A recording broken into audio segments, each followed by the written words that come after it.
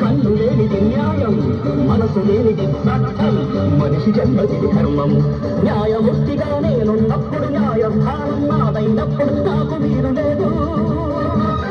నేను కాదు, నేను కాదు. ఇది ఆ దైవమే ఇచ్చిన తీర్పు. తప్పా తప్పా?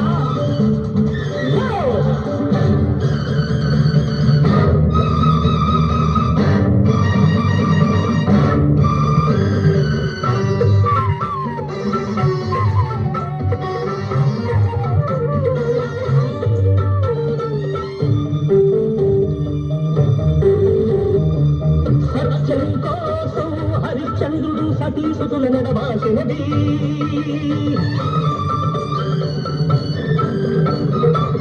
గర్భవతి సీతమ్మను రాముడు కారడవికి పంపించినది.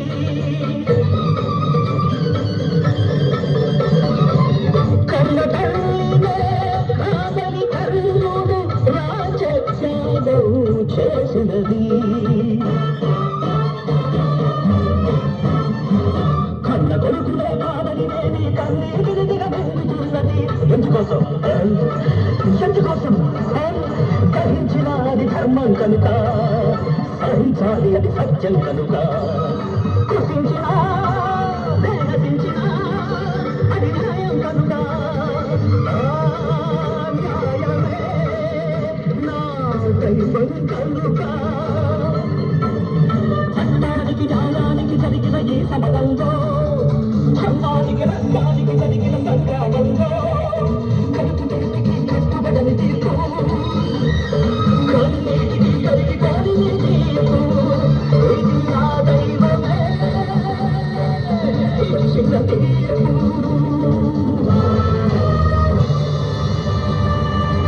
అందరూ గట్టిగా ఒకసారి చప్పట్లు కొట్టండి. గట్టిగా ఎరుబట్టల్లా చప్పట్లు.